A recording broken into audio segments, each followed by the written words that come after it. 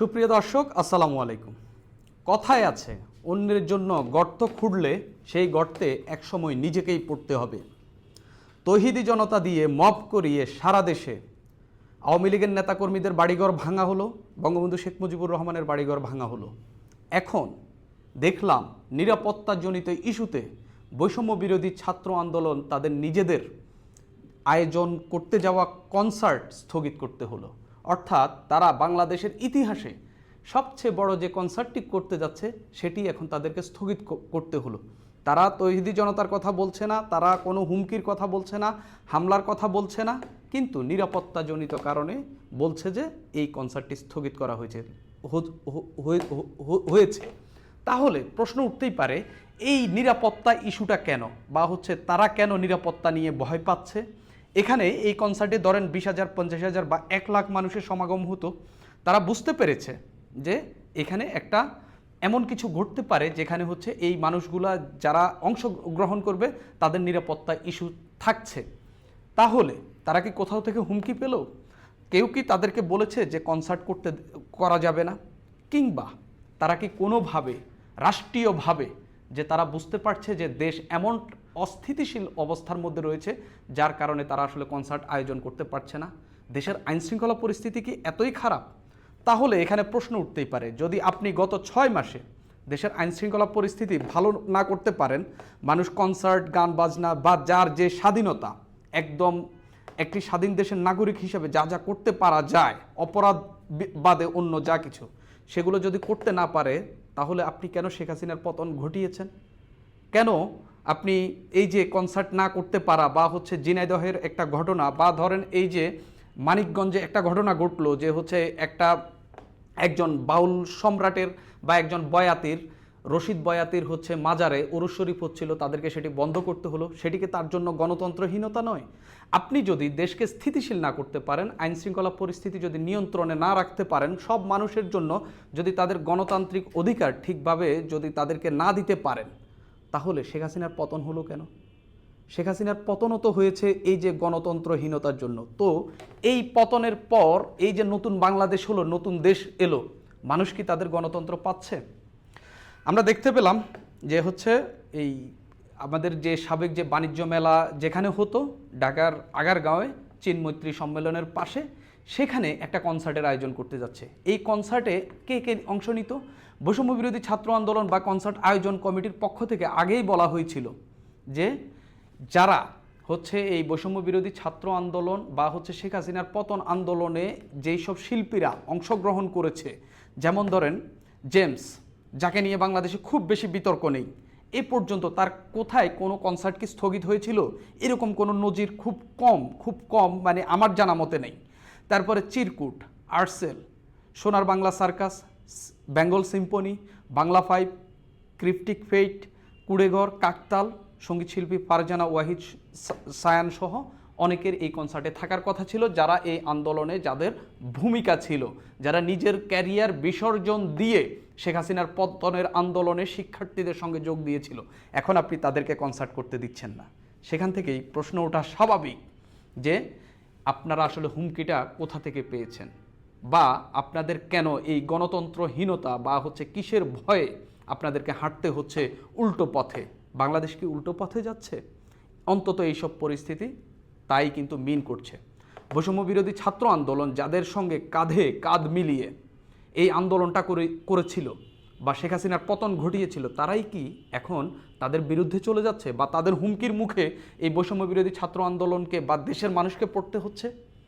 এখানে নানান দিক থেকে নানান কথাবার্তা উঠছে যে তৌহিদি জনতার হুমকির কারণে এই কনসার্টটি স্থগিত করা হয়েছে। যখন বঙ্গবন্ধু শেখ মুজিবুর রহমানের বাড়ি ভাঙা হলো তখন কিছুই বলা হলো না, সবাই বাহবা দিল। যখন মেয়েদের ফুটবল খেলা বন্ধ করা হলো তখন কেউই কিছু বলে নাই, তাদের বিরুদ্ধে ব্যবস্থা নেওয়া হয়নি। যখন অপু বিশ্বাস পরিমণি দোকান উদ্বোধন করতে গিয়ে বাধার শিকার হলো, উদ্বোধন না করে চলে আসলো, তখন কিছুই বলা হয়নি। যখন মাজার ভাঙা হলো, যখন হিন্দুদের বাড়িতে হামলা হলো, তখন কিন্তু কিছুই বলেনি। এখন তারা এতটাই শক্তিশালী হয়ে উঠেছে, এই তৌহিদি জনতা, এই মবকারীরা, তারা এখন আপনারা যাদের সঙ্গে কাঁধে কাঁধ মিলিয়ে আন্দোলন করেছেন, যারা আপনারা এতদিন ধরে তাদেরকে সমর্থন দিয়েছেন, তারা এখন আপনাদের আয়োজন করতে যাওয়া কনসার্ট বন্ধ করে দিচ্ছে। এই তৌহিদি জনতা কি বাংলাদেশ থেকেও শক্তিশালী হয়ে গেল? এই তৌহিদি জনতা বা এই মব কি বাংলাদেশের সরকার প্রশাসনের থেকেও শক্তিশালী হয়ে গেল? আমরা সর্বশেষ কি দেখতে পেলাম?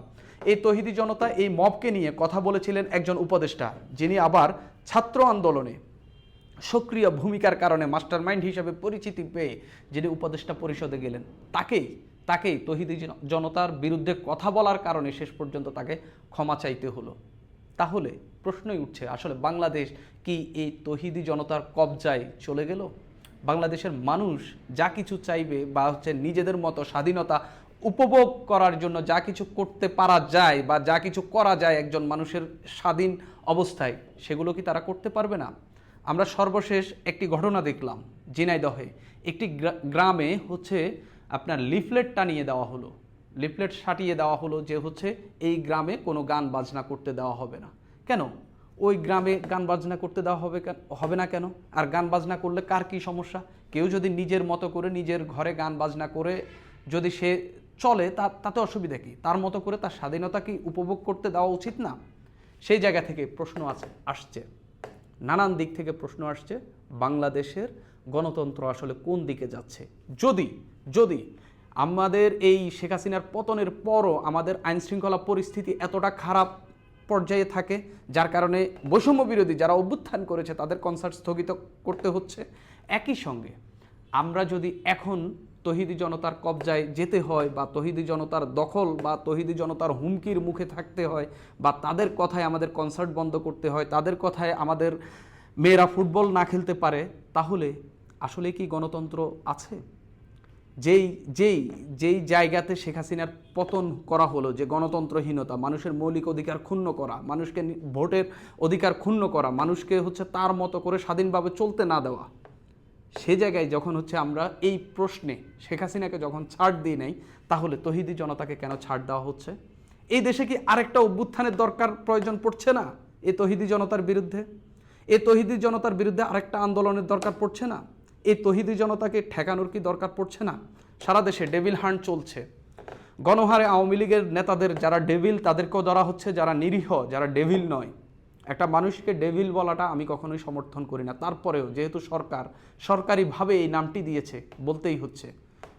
যারা ডেভিল নয় তাদেরকে ধরা হচ্ছে, কিন্তু যারা মব করছে তারা কি ডেভিল নয়? তাদেরকে কেন ধরা হচ্ছে না?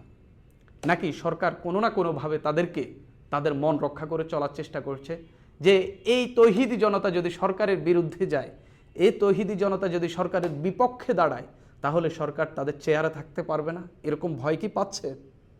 আমরা দেখলাম নানানজন নানান কথা বলল, যখন বঙ্গবন্ধু শেখ মুজিবুর রহমানের বাড়ি ভাঙা হচ্ছিল, যখন আওয়ামী লীগ নেতাদের বাড়ি ভাঙা হচ্ছিল, তখন অনেকেই বলছিলেন সরকার আসলে নিজেদের শক্তি সঞ্চার করার জন্য তাদের মাঠে একটা ফোর্স রাখতে চাচ্ছে, এজন্য তারা তৌহিদি জনতার সমর্থনটা নিজেদের পক্ষে রাখতে চাইছে, যার জন্য তারা এদেরকে কোনো কাউন্টার দিচ্ছে না।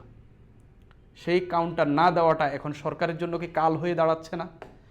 সরকারের জন্য কাল হোক, ইউনূস থাকুক, শেখ হাসিনা থাকুক, বাংলাদেশের মানুষ গণতন্ত্র চায়। আমি গণতন্ত্র চাই।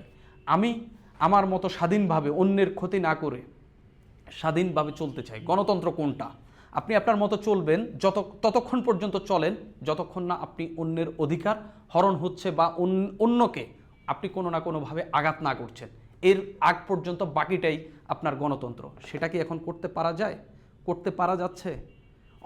অন্তত বৈষম্য বিরোধী ছাত্র আন্দোলন যেখানে তাদের একটা কনসার্ট, তাও আবার এই অভ্যুত্থানে শেখ হাসিনার পতনের আন্দোলনে যারা শিক্ষার্থীদের পক্ষে ছিল, সেই শিল্পীদেরকে নিয়েই যখন কনসার্টটি করা হচ্ছিল, সেটি বন্ধ হয়ে যাওয়া বড় প্রশ্নের একেবারে বড় একটি প্রশ্ন তুলছে, যেটি আসলে যে বাংলাদেশ এখন আসলে তৌহিদি জনতার এতটাই কবজায়, এতটাই নিয়ন্ত্রণে চলে গেছে, এখন চাইলেও যে কেউ যার মতো করে কোনো কাজ বা তার মতো করে স্বাধীনতা উপভোগ করতে পারবে না।